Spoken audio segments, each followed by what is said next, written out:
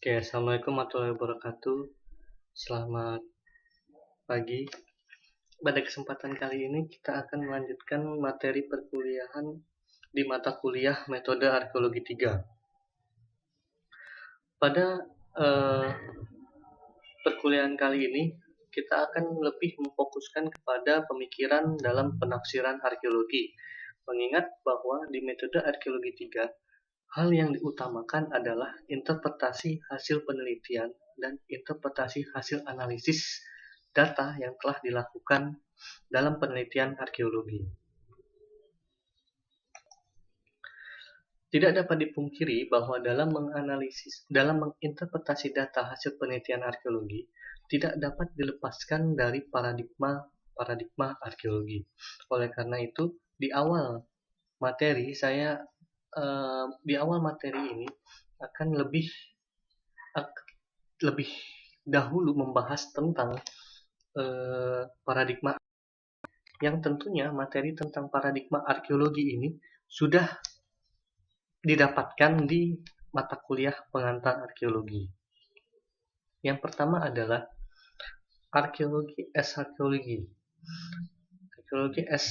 Arkeologi artinya yaitu arkeologi merupakan suatu bidang ilmu khusus yang berdiri sendiri, seperti halnya ilmu-ilmu lainnya, yaitu sejarah dan antropologi. Hal tersebut didasarkan dari makna konteks artefak dalam ilmu arkeologi. Paradigma arkeologi arkeologi bermakna bahwa ilmu arkeologi merupakan sebuah ilmu dengan metode yang khas yang dimilikinya. Salah satu metode khas yang dimiliki oleh ilmu arkeologi yaitu ekskavasi. Oleh karena itu, dalam telaah penelitian arkeologi, apabila paradigma yang digunakan merupakan paradigma arkeologi arkeologi, maka penelitian tersebut harus salah satu dasarnya yaitu merupakan ekskavasi sebagai salah satu metode khas dalam penelitian arkeologi. Selanjutnya yaitu paradigma arkeologi antropologi. Tidak dapat dipungkiri bahwa ilmu arkeologi pada awalnya merupakan bagian dari ilmu antropologi. Setidaknya inilah yang pemikiran yang berkembang di salah satu sumber dari ilmu arkeologi tertua di dunia, yaitu di Amerika Serikat. Arkeologi merupakan kajian antropologi pada masa lalu, tetapi arkeologi lebih memfokuskan pada budaya materi, sedangkan antropologi lebih memfokuskan pada tingkah laku manusia. Definisi ini bersumber dari pemikiran tentang sejarah budaya yang berkembang pada abad 19. Oleh karena itu, mereka yang menganggap berparadigma arkeologi antropologi adalah pemikir-pemikir yang beranggapan bahwa dengan mempelajari benda budaya materi, maka dapat mengungkapkan bagaimana budaya masa lalu yang ada atau yang ada dalam sistem budaya masyarakat masa lalu. Pada beberapa kasus, arkeologi antropologi lebih dikhususkan pada telaah kasuistik, misalnya paleoantropologi. Artinya, arkeologi di sini lebih dekat untuk mempelajari bagaimana manusia purba. Tapi jangan lupa dipahami juga bahwa dalam telaah arkeologi kita menggunakan pendekatan-pendekatan antropologi, misalnya telaah etnoarkeologi. Telaah etnoarkeologi banyak digunakan untuk mengungkapkan pemaknaan benda masa lalu berdasarkan budaya yang masih dijalani pada masa kini. Paradigma selanjutnya yaitu arkeologi geografi. Artinya di sini, arkeologi merupakan kajian yang membahas tentang geografis masa lalu. Pada dasarnya, ilmu arkeologi tidak dapat dilepaskan dari formasi situs. Untuk mempelajari formasi situs, maka diperlukanlah geografi. Kenapa formasi situs menjadi penting untuk dipelajari dalam telaah ilmu arkeologi? Karena formasi situs merupakan jembatan untuk mengetahui bagaimana proses lingkungan yang ada pada masa lalu. Dengan mengetahui proses lingkungan yang ada pada masa lalu, maka mengetahui sistem budaya masa lalu, memaknai sistem budaya yang terjadi pada masa lalu melalui benda budaya materinya akan semakin detail.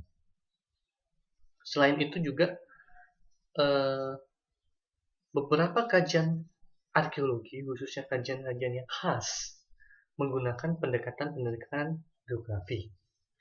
Misalnya, salah satu contoh pendekatan geografi yang digunakan dalam penelitian-penelitian arkeologi yaitu terkait dengan telaah sebaran situs, topografi Gua Hunian, dan juga data-data geografis dari data-data geomorfologi untuk mengungkapkan pola subsistensi. Nah, tentunya arkeologi di sini mengambil satu bagian kecil dari ilmu geografi untuk membantu telaah ilmu arkeologi.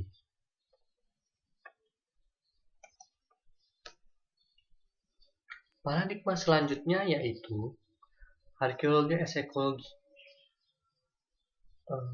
Arkeologi as ekologi mengandung makna bahwa ekologi sendiri merupakan bidang ilmu yang membahas hubungan antara manusia, hewan, tumbuhan dalam lingkungan mereka pada masa lalu. Oleh karena itu, ilmu arkeologi membutuhkan ilmu ekologi untuk mengungkapkan bagaimana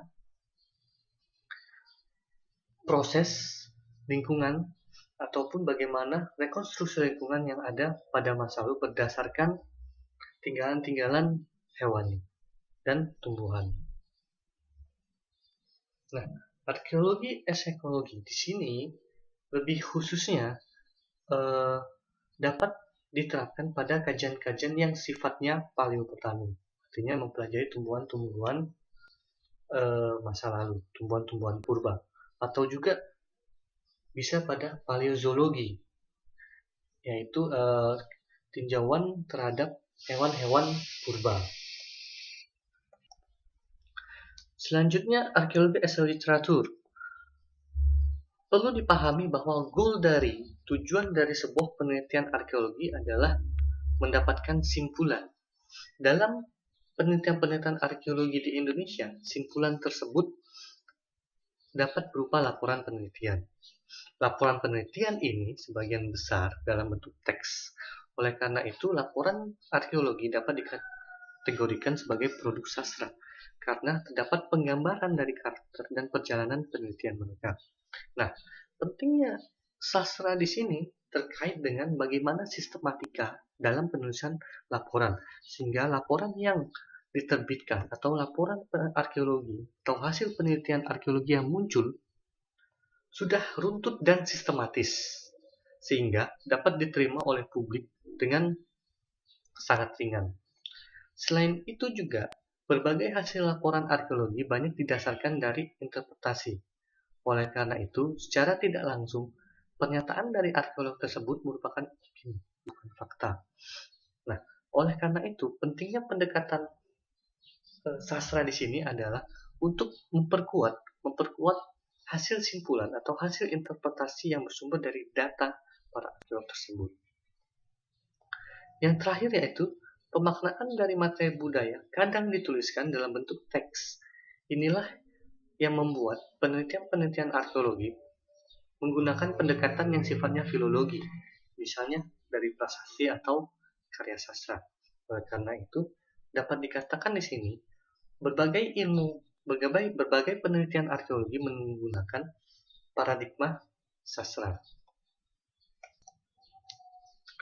Karena adanya berbagai pendekatan yang dapat digunakan dalam penelitian arkeologi, perlu dipahami bersama bahwa penelitian arkeologi merupakan penelitian multidisipliner. Artinya, penelitian yang dapat ditelaah atau dapat dijelaskan dari berbagai sudut pandang bidang ilmu. Tetapi yang perlu disadari dengan sangat mendalam bahwa ilmu-ilmu yang ada ilmu-ilmu arkeologi yang ada selain arkeologi yang digunakan untuk menjelaskan fenomena arkeologi merupakan ilmu bantu. Artinya, bagian ilmu yang metodenya hanya digunakan untuk membantu mengungkapkan fenomena-fenomena arkeologi yang ada. Selain perkembangan paradigma dalam ilmu arkeologi itu sendiri, telaah arkeologi juga sangat dipengaruhi oleh perkembangan teori dan pemikiran yang nantinya mempengaruhi ilmu arkeologi. Yang pertama misalnya berkembangnya pemikiran atau pendekatan Marxis. Pendekatan Marxis yang digunakan dalam kajian arkeologi di sini lebih banyak menerangkan bahwa suatu aktivitas arkeologi atau kerja arkeologi ini adalah aktivitas politik. Sebagai contoh yaitu bagaimana aktivitas dalam memanage sebuah cagar budaya. Memanajemen sebuah cagar budaya atau dalam hal ini manajemen sumber daya arkeologi sangat erat kaitannya dengan aktivitas politik. Karena dalam manajemen sumber daya arkeologi terdapat 3 stakeholder, masyarakat, akademisi, dan pemerintah. 3 stakeholder ini saling bahu-membahu, saling berkonflik, bahkan saling dukung-mendukung untuk memanfaatkan sebuah cagar budaya. Oleh karena itu, di sini dapat disimpulkan bahwa kerja arkeologi ini merupakan sebuah aktivitas politik secara tidak langsung. Nah, selain itu juga, beberapa peneliti menyadari bahwa salah satu bentuk pemaknaan paling dasar dalam arkeologi ini adalah sejarah kebendaan atau materi. Artinya bahwa tinjauan arkeologi, telaah arkeologi, penelitian-penelitian yang pernah dilakukan oleh peneliti-peneliti arkeologi terdahulu tidak dapat dilepaskan dari penggunaan materi. Misalnya, adanya penelitian tentang sejarah alat batu di negara dunia ketiga tidak lain bertujuan untuk menyatakan bahwa negara dunia ketiga, negara-negara jajahan, memang negara yang primitif. Dan tentunya, bentukan pemikiran primitif ini tidak lain untuk mendukung pemikiran kolonialisme yang ada atau yang berkembang pada abad-abad 19 di mana bangsa-bangsa Eropa memfokuskan diri untuk mengkolonisasi negara-negara dunia ketiga. Oleh karena itu, beberapa peneliti modern bahkan menyimpulkan bahwa ideologi pada masa lalu tidak dapat dilepaskan dari penggambaran hubungan ekonomi. Artinya, ada latar belakang ekonomi dalam telaah-telaah arkeologi pada masa lalu. Yang berikutnya yaitu berkembangnya teori feminisme. Feminisme merupakan pemaknaan kembali posisi wanita pada studi tentang masa lalu, terlebih yang berkaitan dengan riset arkeologi.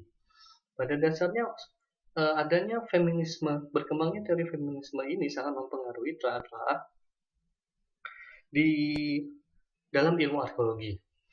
Peneliti-peneliti terdahulu sangat banyak membedakan antara peran dari pria dan wanita dalam rekonstruksi masyarakat masa lalu.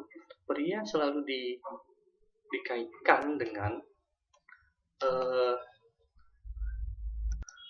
profesi yang sifatnya eksplorasi, artinya membutuhkan tenaga, membutuhkan waktu, membutuhkan daya jajah yang tinggi. Sedangkan wanita selalu dikaitkan dengan mengumpulkan makanan, artinya yang tinggal di suatu hunian, yang tinggal di satu tempat dan mengolah makanan tersebut. Tetapi beberapa perkembangan penelitian arkeologi menyatakan bahwa sangat sulit menyatakan atau membedakan secara detail peran antara pria dan wanita pada masa lalu. Oleh karena itu, terkadang peneliti-peneliti arkeologi mulai memperhatikan teori feminis ini, bahwa peran dari wanita masa lalu mungkin tidak hanya terfokus pada mengumpulkan makanan, mungkin juga wanita justru berperan serta secara aktif dalam perburuan yang membutuhkan daya jelajah yang jauh. Sebaliknya, pria bisa saja hanya berperan justru pada pengumpulan makanan. Dan sudut pandang pemikiran inilah yang mempengaruhi riset-riset arkeologi, tidak hanya riset-riset pada masa prasejarah, termasuk juga pada masa-masa klasik, kolonial, dan juga masa arkeologi modern. Yang kedua merupakan bentuk penolakan dari pemikiran tentang dominasi pria terhadap wanita dalam rekonstruksi masa lalu, dan juga penolakan penggambaran negatif terhadap posisi wanita dalam interpretasi arkeologi. Melalui feminisme dalam arkeologi, maka muncul penelitian-penelitian atau hasil-hasil penelitian arkeologi, hasil interpretasi arkeologi yang mensejajarkan, bahkan membentuk posisi negatif, membentuk posisi positif dari wanita yang justru berperan lebih dalam kehidupan atau mengontrol kehidupan manusia pada masa lalu dalam sistem budayanya. Yang ketiga yaitu kontekstual arkeologi. Kontekstual arkeologi ini muncul seiring dengan perkembangan paradigma arkeologi. Kontekstual arkeologi menitik beratkan pada hubungan setiap elemen dalam interpretasi budaya materi. Nah, hubungan setiap elemen dalam budaya materi inilah yang pada akhirnya membuat ilmu arkeologi tidak bisa berdiri sendiri. Ilmu arkeologi kemudian mencari ilmu bantu lain untuk mempelajari setiap elemen yang digunakan dalam interpretasi kebudayaan materinya,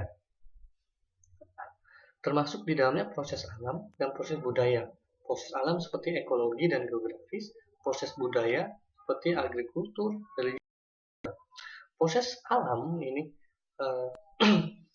sering diungkapkan, proses alam dalam ilmu arkeologi sering diungkapkan melalui pendekatan-pendekatan geografis, pendekatan ekologis, sedangkan proses budaya sering diungkapkan melalui pendekatan-pendekatan antropologis, pendekatan sastra, bahkan pendekatan sosial budaya. Berikut merupakan gambar perkembangan sistem budaya yang ada di sekitar tinggalan arkeologi. Yang pertama adalah sistem budaya berkembang sangat sederhana, kemudian semakin kompleks dan semakin kompleks. Tiga perkembangan ini memunculkan telah bahwa ilmu arkeologi tidak dapat hanya mempelajari dari salah satu titik saja. Oleh karena itu, kontekstual arkeologi memunculkan ide bahwa ilmu arkeologi haruslah mempelajari secara komprehensif keseluruhan elemen-elemen yang ada di sekeliling tinggalan arkeologi. Selain itu juga, kontekstual arkeologi dapat dicontohkan sebagai sebuah bangunan yang ditemukan pada saat ini hanya terdiri dari pondasi. Untuk mengungkapkan bangunan, bagaimana bentuk bangunan pada awalnya, seperti di titik A, hanya berdasarkan pada pondasi di titik B, maka diperlukan telah kontekstual arkeologi untuk merangkai, menggambarkan alur mundur bagaimana pembentukan, bagaimana hancurnya kondisi A sampai menjadi kondisi D. Itu kita harus mengetahui bagaimana C dan B. Arah untuk mengetahui bagaimana C dan B ini adalah dengan mempelajari konteks jatuhan atau konteks arkeologi di sekeliling pondasi. Misalnya kita lihat di sini, pondasi A yang masih utuh. Kemudian pondasi B sudah mulai berserakan ke sebelah kanan. Pondasi C sudah mulai berserakan memusat di bagian tengah dan sebelah kanan. Nah, di akhir temuan-temuan ini terdeposit di bagian kanan dan bagian tengah bangunan. Apabila ditarik mundur, maka temuan pada konteks D ini akan menggambarkan bagaimana runtuhan yang terjadi pada bangunan A.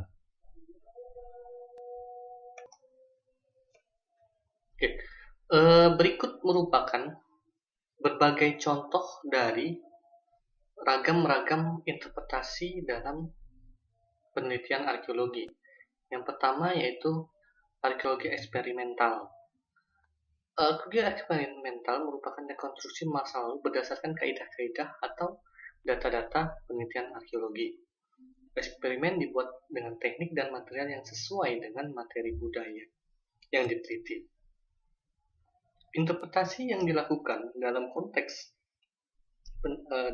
penelitian eksperimental yaitu dengan cara membuat seolah-olah membuat proyek yang sesuai dengan budaya materi pada masa lalu yang dilakukan pada masa sekarang. Arkeologi eksperimental banyak dilakukan dalam mengungkapkan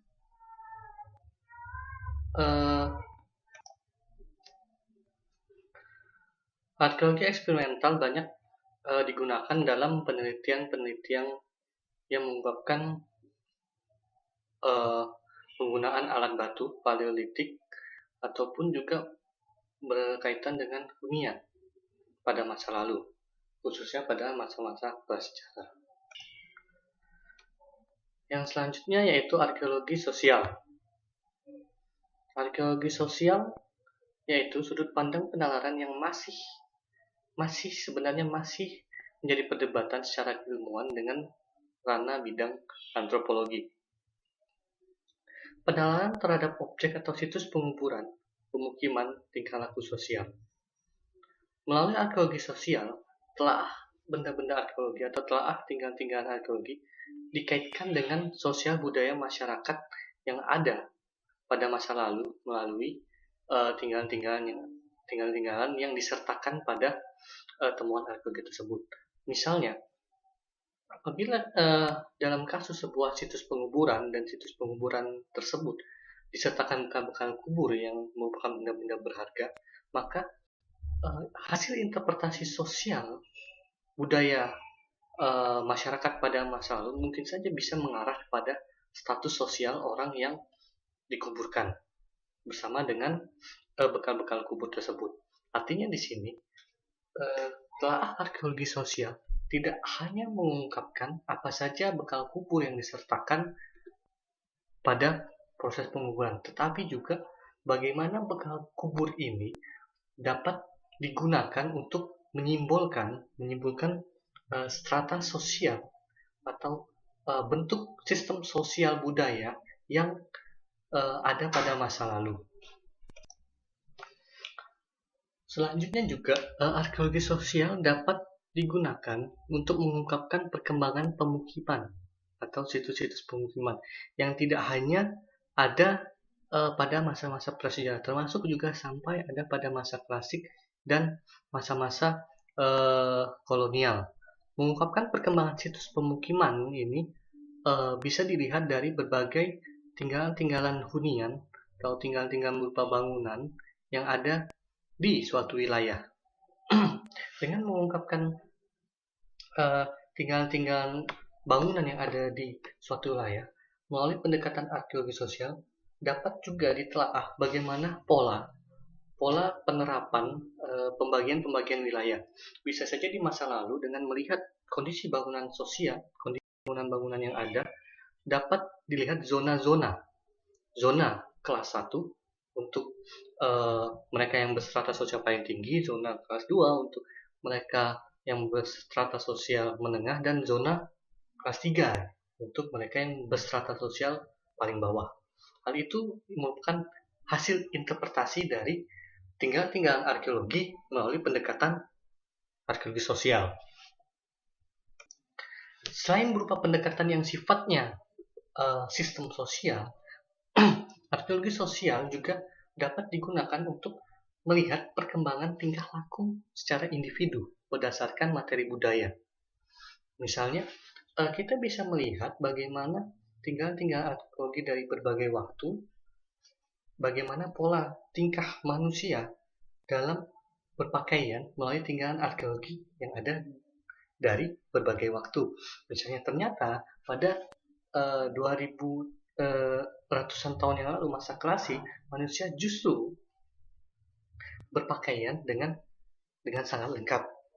Nah, kemudian berjalannya waktu, tahun 90 awal mulai ada pakaian yang di atas lutut. Kemudian setelah Perang Dunia I, mulai ada kemajuan teknologi yang sangat signifikan, mulai ada pakaian-pakaian yang hanya sebatas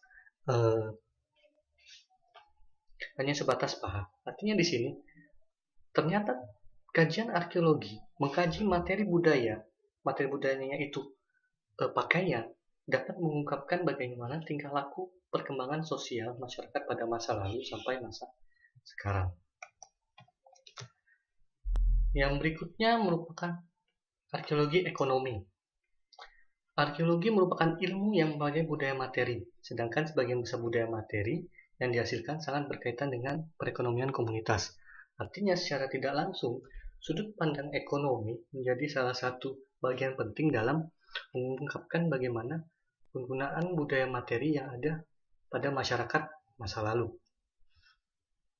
Misalnya, salah satu fase ekonomi yang selalu digunakan dalam telaah arkeologi yaitu pendekatan agrikultur non-agrikultur. Artinya pertanian atau bukan pertanian. Biasanya diterapkan pada temuan-temuan atau tinggal-tinggalan yang sifatnya tinggal-tinggalan prasejarah. Industrial atau non-industrial, bagaimana tinggalan-tinggalan yang sifatnya bangunan bisa melihat apakah suatu kota ini merupakan kota industri atau non-industri. Uang dan barter, berburu dan meramu. Fase-fase ekonomi ini memperlihatkan bahwa sudut pandang ekonomi menjadi salah satu sudut pandang yang dapat digunakan, dapat menjadi salah satu jalan untuk menginterpretasi tinggalan-tinggalan arkeologi. Ekologi dan ekonomi sangat berkaitan. Hal ini dapat dilihat dari implikasi alam terhadap perkembangan manusia ataupun aktivitas manusia yang mempengaruhi alam. Artinya eksploitasi alam, bagaimana manusia masa lalu berburu, mendapatkan bagaimana manusia masa lalu memenuhi kebutuhan subsistensinya, bagaimana manusia masa mengeksploitasi sumber daya alam, itu merupakan salah satu tindakan ekonomi. Nah, teori ekonomi yang sangat berpeluang besar untuk diterapkan dalam penelitian arkeologi yaitu World System Model dan Form of Exchange. Misalnya diagram World System Model, bagaimana bahwa sebuah perkembangan ekonomi dilihat berdasarkan beberapa fase, beberapa tahapan, beberapa tingkatan. Fase yang paling inti disebut core merupakan inti dari perkembangan sebuah perekonomian. Fase core didukung oleh semi-periferi. Semi-periferi merupakan daerah yang mendukung dari core, daerah inti. Sedangkan periferi merupakan daerah penyangga, daerah terluar. Nah, hal ini melalui World System Model ini, tinjauan arkeologi dapat mengungkapkan bagaimana perkembangan sebuah kota. Sebuah kota akan berkembang mulai dari tengah, core, kemudian ke penyangga, kemudian ke periferi atau pendukung. Nah, hal ini sudah menjadi model bagaimana kota-kota tua, bagaimana pusat-pusat kerajaan berkembang. Mulai dari pusat kerajaan itu di tengah, kemudian dikelilingi oleh bangunan-bangunan untuk mendukung kerajaan, kemudian dikelilingi oleh benteng. Ini merupakan World System Model. Nah, bukan tidak mungkin hal ini diterapkan di penelitian arkeologi di Sulawesi Tengah juga. Misalnya, bagaimana Kesultanan Buton menjadi core. Kesultanan Buton di bawah-bawah menjadi core, menjadi inti yang didukung oleh 4 barata. Barata Kulisusu, Barata Muna, Barata Tiworo, dan Barata Kalidupa. Keempat barata ini merupakan semi-periferi. Keempat barata ini merupakan periferi. Tetapi setiap barata ini merupakan core pada masing-masingnya. Misalnya, Barata Kulisusu. Barata Kulisusu merupakan inti dari wilayah Kulisusu yang didukung oleh benteng-benteng di sekitarnya, yang didukung oleh pemukiman di sekitarnya. Gitu. Form exchange model, form of exchange adalah bagaimana pertukaran. Nah, berbagai pertukaran ini dapat menjelaskan bagaimana distribusi atau hak yang ada pada masa sekarang. Misalnya yang pertama, ada 10 bentuk pertukaran. Pertama, direct access, artinya pertukaran secara langsung. Yang kedua, reciprocity, artinya pertukaran yang dilakukan di lokasi salah satu pelaku. Yang ketiga, reciprocity boundary, artinya pertukaran yang dilakukan di perbatasan. Yang keempat, down the line, artinya pertukaran di mana pelaku A dan pelaku B sama-sama menggunakan perantara dan perantaranya ini bertemu untuk saling menukar. Yang kelima, central place redistribution, di mana pelaku A dan pelaku B melakukan pertukaran di tempat yang dibuat oleh pelaku B. Yang keenam, central place market exchange, di mana pelaku A dan pelaku B melakukan pertukaran di tempat B secara langsung. Artinya berbeda dengan model kelima tadi. Model kelima, A dan B tidak pernah bertatapan langsung. Semuanya dilakukan oleh B sebagai makelar. Tetapi model keenam, A dan B dilakukan secara langsung. B hanya membuat lokasi. Model ketujuh, freelance, di mana pelaku A dan pelaku B diam di tempatnya masing-masing, sedangkan yang bergerak ini adalah pedagang C. Ancillary trading, di mana pelaku B meminta pedagang B untuk datang ke pelaku A. Colony enclave, di mana pelaku A dan B, pelaku B membuat pelaku A sebagai koloninya. Yang 10, port of trade, di mana pelaku A dan pelaku B bertemu di pelabuhan. Nah, melalui model form exchange ini dapat menjadi salah satu telaah dalam mengungkapkan bagaimana distribusi tinggalan arkeologi yang kita temukan saat ini. Misalnya, apabila kita menemukan guci-guci dari Cina yang ada di Sulawesi Tenggara, artinya ada beberapa kemungkinan. Yang pertama, pedagang Cina datang langsung ke Sulawesi Tenggara menawarkan dagangannya, direct access. Yang kedua, bisa jadi pedagang Cina dan pedagang dari Sulawesi Tenggara bertemu di suatu tempat, kota perdagangan lainnya, bisa jadi di Ternate. Yang ketiga, bisa jadi pedagang A, pedagang dari Sulawesi Tenggara dan pedagang Cina tidak pernah bertemu, tetapi ada pedagang dari Arab yang menjualnya. Gitu. Jadi model-model ini dapat menjadi salah satu bahan interpretasi untuk mengungkapkan fenomena arkeologi. Tidak hanya pada kajian-kajian klasik kolonial, begitu juga pada kajian-kajian prasejarah. Bagaimana sebuah benda obsidian ditemukan di situs, di mana situs tersebut sama sekali tidak ada sumber bahan baku obsidian. Artinya perlu diketahui apakah masyarakat pendukung di wilayah situs tersebut datang ke situs lain untuk mengambil obsidian, ataukah ada pelaku dari tempat lain yang membawa obsidian, apakah masyarakat pendukung budayanya bertemu dengan orang lain di tempat tertentu untuk bertukar. Artinya inilah yang harus dilakukan interpretasi. Selanjutnya, bagian telah penting yang saat ini menjadi bagian tidak terpisahkan dalam penelitian arkeologi, terutama penelitian arkeologi yang berskala besar, yaitu pertanggalan atau dating. Nah, stratigrafi kita ketahui sangat penting di mana apabila lapisan tanah ini merupakan lapisan tanah yang tetap, yang tidak teraduk sesuai dengan konteksnya, maka bagian bawah merupakan bagian yang paling tua dan bagian atas merupakan bagian yang paling mudah. Dengan mengetahui stratigrafi, maka penelitian-penelitian arkeologi dapat lebih komprehensif mengungkapkan bagaimana perkembangan fenomena-fenomena arkeologi atau bagaimana proses-proses arkeologi yang terjadi pada masyarakat masa lalu. Nah, seperti kita ketahui, dating ini dapat dua jenis, dating absolut dan dating relatif. Dating absolut tentu saja harus melalui laboratorium, radiokarbon, akrilometrik, luminescence dating, dan tipe-tipe dating lainnya. Dating relatif dengan membandingkan situs satu dengan situs lainnya.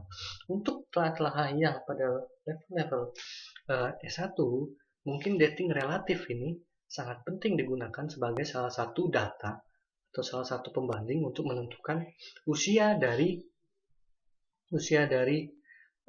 suatu tinggalan arkeologi atau suatu fitur. Oke, selanjutnya saya kira untuk tahapan penelitian materi metode 3 cukup sekian dulu. Untuk materi berikutnya tetap saya akan uploadkan rekaman, dan mungkin materi berikutnya kita lebih ke arah kasuistik. Terima kasih. Assalamualaikum warahmatullahi wabarakatuh.